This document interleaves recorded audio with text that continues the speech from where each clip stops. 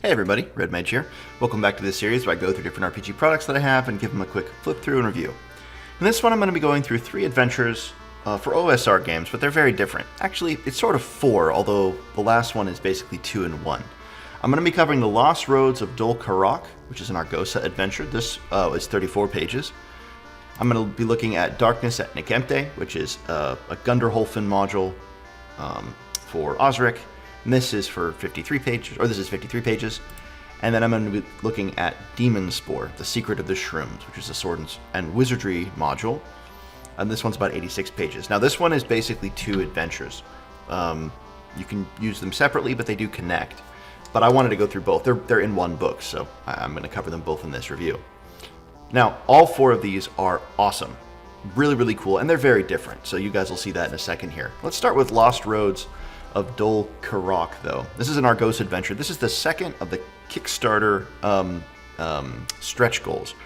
And so I backed Argosa, so I got access to this, and you can get it on DTRPG. I'll put links below to where you can get all of these. Demonspore is not actually available on DTRPG. It's, as far as I can tell, it's only available on Lulu, but I'll put, again, links below to where you can get all that. So Lost Roads of Dol-Karok is actually not really an adventure. It's kind of a kit. And man, I wish I had looked at this just before, because I got this, I hadn't looked through it carefully before I put together my Underdark adventure, or map, I should say, my Underdark map, because this is essentially a region with a whole bunch of sort of like module, or how would you put it, modular material for an Underdark mountain old fortress, basically. It's a subterranean city, but then the Lost Roads, which is what this is detailing, is all the stuff beyond them. It's 50 miles wide, 8 leagues deep. It's about the same size as the Antarctic City in the Mountains of Madness by H.P. Lovecraft or the Mines of Moria from Tolkien. It's a huge undercity made by the dwarves, and it's all crumbling. So, if you know Argosa material, which I've reviewed several different parts of the Argosa stuff on this channel before, you'll know the artwork is amazing, the writing's great, the presentation's really, really good, and this is no exception to that general rule. The art is fantastic, the layout is great, very, very helpful. Some things are hyperlinked, but not everything is. Obviously, you wouldn't need everything to be hyperlinked, but there's a lot of good hyperlinking throughout. And there's a lot of references to the Argosa main book, which I also find pretty helpful. So, for example, the page 256 magic item generator may assist. So again, if you have the Argosa book, this will be particularly useful. But you know, you could use this adventure with any system, any OSR system, I suppose. But let me just give you guys a sense of what this place is and how it's laid out. So here is Dol-Karok itself, which is a really cool map of the city. We've got a bunch of the major houses, you've got some slave pens. You can see it's a big place. But this place isn't detailed in this module specifically. It's not in here, aside from this map and kind of references and overview mentions and things like that. What you're really looking at is this sort of side view of the Lost Roads, and then all of the materials you might need to make it interesting to delve through them. So you have particular locations, because there's a few different maps, a couple of different maps. There's the non-gridded, and then there's the gridded with each of those squares is 2 miles. You can turn your head and see some extra materials there, some forms you can fill out as you're adventuring, travel time, watches, all of that. But what you're looking for is stuff like this. Okay, so here's the grid crawl sequence, some event spaces, and then you get tables.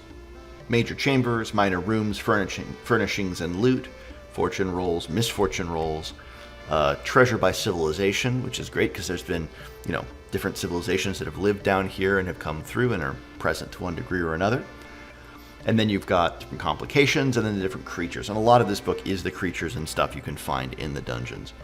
There are particular points of interest, and they have a brief description, but not a huge, it's not fully fledged. It's only 34 pages. So again, you're not getting like hyper detail, but you're getting a lot of very flavorful introductory material that's helpful to get into it. I like it quite a lot. And again, you get a few, a paragraph about most of these or these different points of interests. So, for example, Some of them are very short, like aqueducts, right? Aqueducts, channel, water, lava, slime, mud, or acid, right? The rest of it's up to you. Some of them are a bit more detailed, the alien ruins. Pre-human structure of alien origin in a stadium-sized cavern. Often non-linear shapes, always a ruin. And you can choose or roll, I suppose, research facility, gateway, mining forge, radiation vault. If alien creatures are present, they might be 1, in cryostasis, 2, waiting for a breakthrough, 3, repairing a portal, or 4, trapped by magic or alien tech. You use the dungeon generator, if you want to generate a dungeon there, that's on page 218 of the main book. Any loot, likely valuables B, worth of strange metals, and or alien tech. See AF number 60, the Sky Tower of Belk, Zos, page 5. Which is a great adventure, by the way. I've reviewed that one before, the Sky Tower Belk Zos. So as you can see, it's basically like, here's the sequence for running this really cool underworld, undercity, in Tales of Argosa. And there's a whole bunch of stuff there. I'm going to jump forward to the creatures down here. You've got some really cool new monsters. The Deep Sprite Swarms, the Nygoths, the Grey Dreamers, Fungus Zombies, the Deep Scorn, the Magma Worms. There's a whole bunch. More pages than this. But you get some great art, great descriptions, and some stat blocks as needed for the Tales of Argosa system. This is a great adventure, and, well, maybe I should say it's a great toolbox. You don't really have an adventure in here. That's not what this is going for. But it's a great Underdark toolbox, and I would add it to the list of things that would be great to have if you plan on running an Underdark game. If you're trying to fill in tunnels, if you're trying to make an extensive underworld or undercity, populate caverns, this is a great one to draw from. And it's not really all that huge. So what that means is you could use this and pretty much mine it, and mine the underworld, right? Mine this, use all the ideas that are interesting to you, and then move on to a bigger or maybe an alternative resource for a different location or a different set of locations, right? So if you have a big underworld and the players are going to be digging through different parts of it, well then maybe the Lost Roads of Dol-Karok would be a great thing to add in for one particular section of your underworld. That way, each different region of your underworld has a different vibe, and so if you're using veins of the earth in one section, you're using Moria in another, and you're using the Lost Roads of Dol-Karok in another, your different parts of your underworld are going to feel very different. And that's cool. That's really cool. So anyway, I hope you guys check this one out. I think it's really good, and definitely worth your attention. The next one is Darkness at Nekemte, which is a Gunderhofen module for Osric, but really, if you know the Gunderhofen modules, G. Hawkins, you could pretty much use it for any OSR game, even 5e, I suppose. Any of these are usable in 5e, but you have to do a lot of adaptation. They wouldn't fit quite right. But anyway, Darkness at Nekemte is a great one. It basically fills out the region around Gunderhofen a bit more. There's a few of them that do that. The Bottomless Pits of Zorth, for example. There are other Gunderhofen campaign setting expansion modules, basically. That's what this is. And if you know Gunderhofen, if you know G. Hawkins' other work, the art's great, the cartography is great, and the dungeons are awesome. What you basically have is a few brief descriptions of some other locations, but then you have the ruins of Nekemte, which is, I think, how you say it. That's how I say it. And the ruins at Nekemte are a lot like, they're a lot like the other locations in this setting, in that you have a whole bunch of small tombs, small ruins, and then different paths leading down into the bigger underdungeon, right? That's really cool. I love that. It's, first time I came across that in more recent modules was Barrow Maze, and you have all of the Barrow Maze up on the surface, and then some of them lead down into the Barrow Maze proper. Yeah, so it's a little bit like that, but on a much smaller scale. You have backgrounds, how to use this, different hooks and things like that. And then locations and events as you travel through the swamps. But this is all secondary. The thing you're really getting to in this is the Nekemte ruins. Now there are small maps. You don't get the full map until the end. There are small maps, and what I really like about almost all the G. Hawkins books, all of the Gunderhofen stuff, is that there are side views. Not just isometric maps, but also like actual, side maps. So you can see the side view of things, how things relate. And this is no exception to that. You get this sort of great side views of the different dungeons. Gives you a sense of the scale, gives you a sense of relative location. Way better than simply the top-down views that we mostly get. I think a lot of it, I don't know, I think people should do this more. Put in side maps, even if it's just hand-drawn, even if it's not as good or as professional as the top-down, if it doesn't look as nice, I still like a simple side view. I think it's really nice. Now, the adventures are, again, if you know Gunderholfen, if you know Hawken stuff, very, very good adventures as well. Very standard's the wrong word, and vanilla is the wrong word, because it's neither standard nor vanilla, but it is classic dungeon crawling. You're fighting, in this case, nagas and mummies and, snake things, serpentine forms all over the place. And you're getting lots of good treasure, and you're uncovering traps, and you're trying to avoid them. It's very standard in that sense. Classic, again, is the word I would use for this dungeon, or this set of dungeons. It is one big dungeon underneath, but there's a whole bunch of, surface level stuff. The art isn't over the top. It's often very subtle. There is a great section in the back where you get a bunch of extra art, and that's like handouts to show the players of particular scenes and things like that, which is awesome. Whenever you get that in a book, I'm very happy about it. So as you can see, you get little locations on the surface, little maybe 1 or 2 or 3 room dungeons, and then eventually you get all the way down to the dungeon level itself. Now, the dungeon is not that huge. This is not a mega dungeon by any means, but it is really cool, and there's lots of cool stuff done here, lots of good magic items down here, lots of good stuff to find.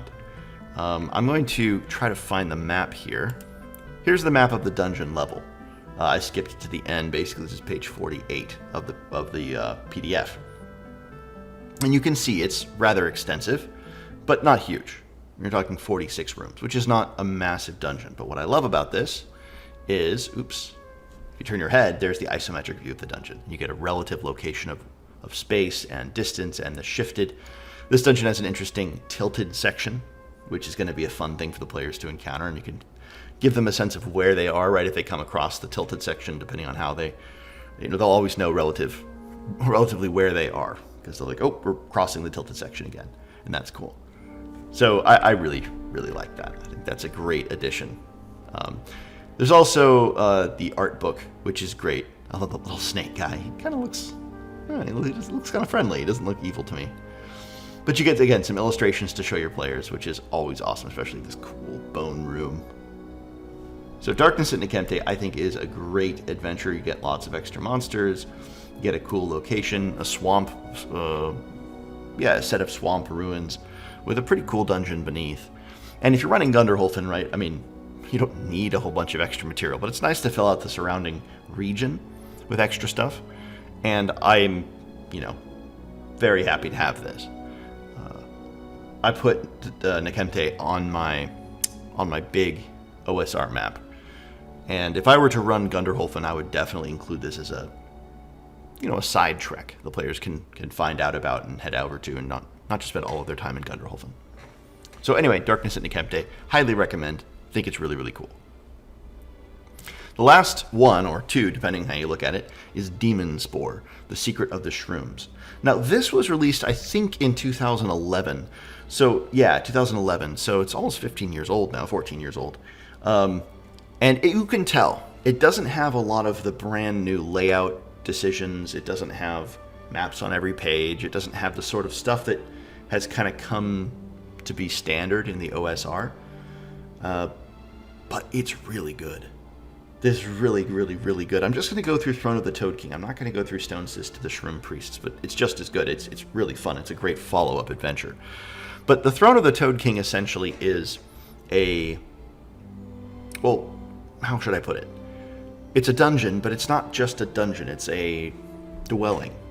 And so there's a lot of great roleplay opportunity, and also just sort of like you're not expected to walk in and kill everything. Like, in fact, the getting into this place is actually fairly easy as long as you're willing to pay a tax or a toll, because the toads, these men, have actually made their home on what used to be, or I guess they've opened up their home as a sort of like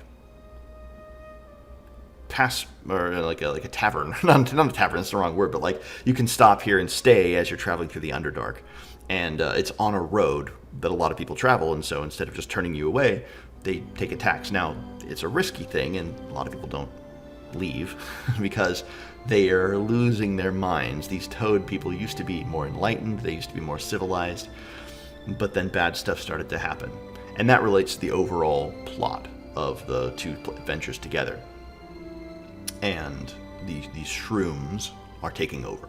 Now, in the first one, The Throne of the Toad King, it's not obvious that the shrooms are in charge. And in fact, this adventure goes out of its way to say, hey, you never have to do this. If you don't want to follow this up this adventure with the second half, if you just want to run it as is, you totally can. Just remove this and don't let the players find this note, and that'll do it. That'll be the end. They don't have to know that there's a bigger story going on.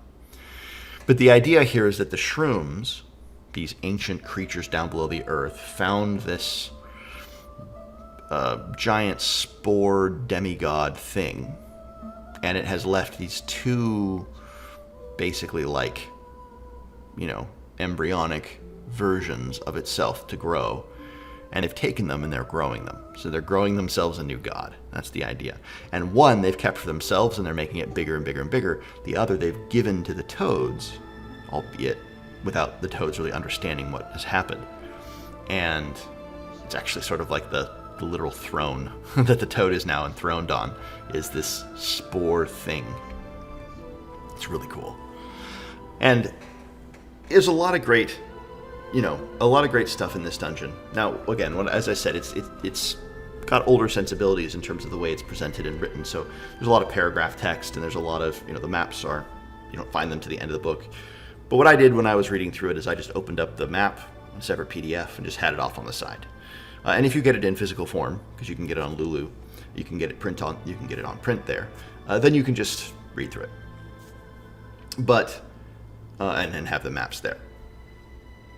But let me jump to the maps really quickly so you can get a sense of what the layout of this place is, and then I'll come back to the description and talk about some of the features that I found really cool. So as you can see, the layout is pretty simple. It's not a huge dungeon. You're looking at 47 rooms, which is sizable. It's going to take you many sessions to get through it even if you just try it all in one go. And it's pretty big. It's got a nice layout. It's got a nice flow. There are different paths through, but there really are sort of distinct zones and distinct things happening in those zones. Now, if you look at the very bottom of the map, 18, that's sort of a lake, or that lake there. 18 is an underground passage that then leads to 19 and 20, or 21, 22, 23, and 24. And that's where the most nefarious stuff is happening. But the players are probably not likely to just stumble upon it. They're probably going to have to go through much of the rest of the dungeon, maybe meet some NPCs, or one NPC in particular, and talk to him and figure out what's actually going on. And he might let them know that there's something under the lake, and then et cetera, et cetera. If they're probably not going to come here with water breathing, and so they're not likely to just dive down into the lake and try to start exploring. But there are several different places down here where they can get water breathing. And so once they do that, then they might be more inclined to go back to the lake and try to start exploring. But for the most part, they're going to be fighting. You're going to be fighting. It's not just like a role play module.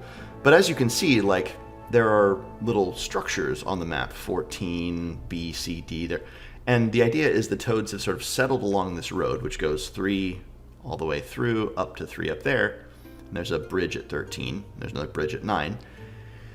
And people come through. And the toads sometimes let them stay in room 33. Sometimes they capture them and drag them to 34. If only they're feeling like it. They do raids on surrounding regions. There's sort of other NPC factions who are here.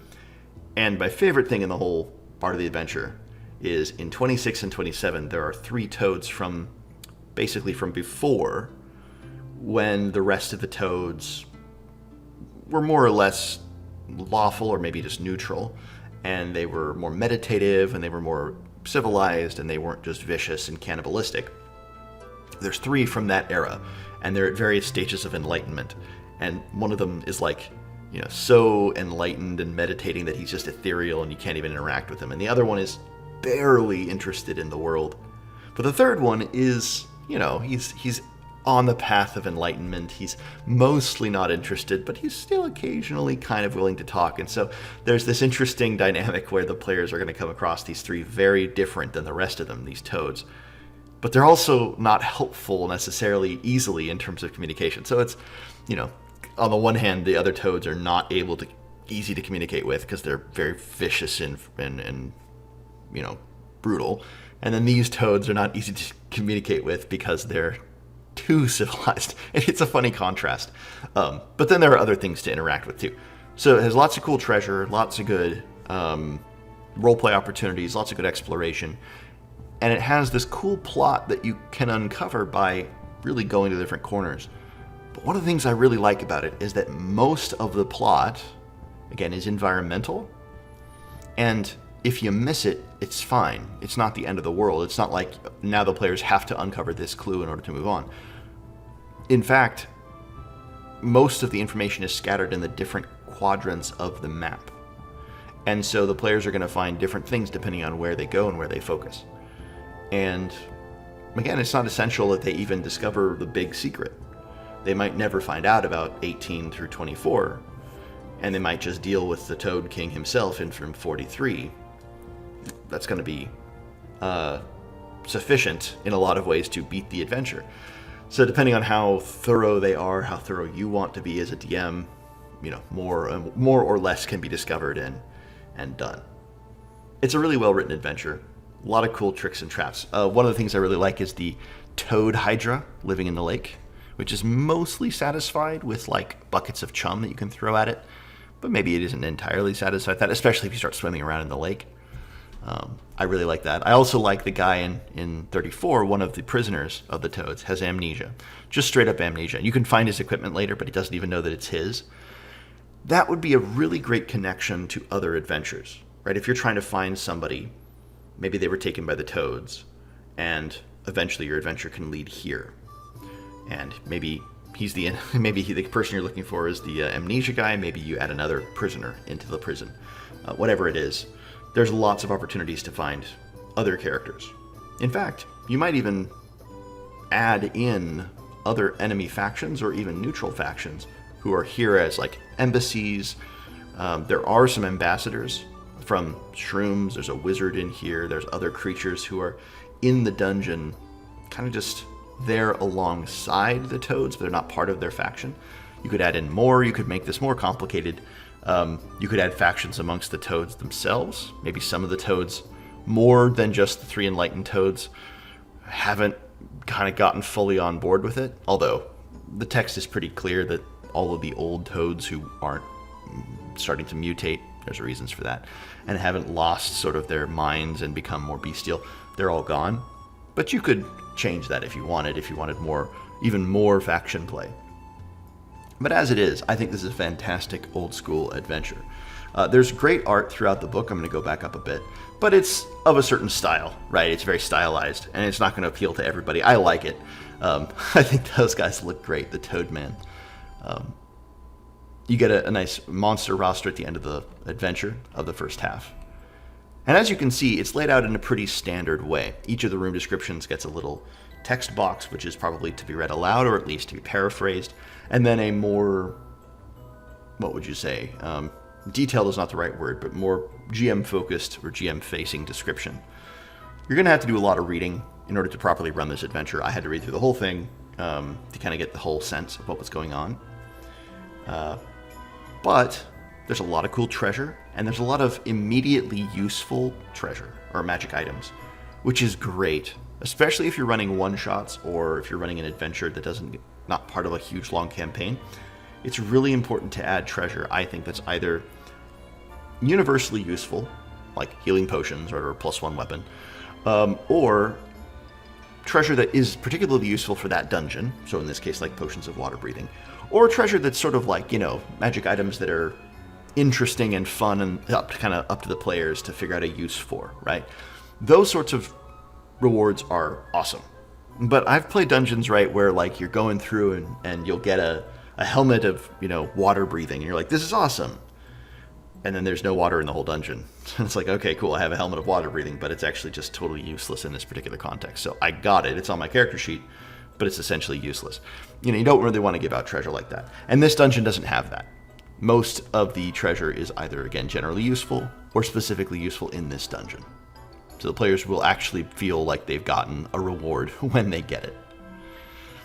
So, as I said, I'm not going to go through both adventures, but the Demonspore Secret of the Shrooms is a fantastic first adventure.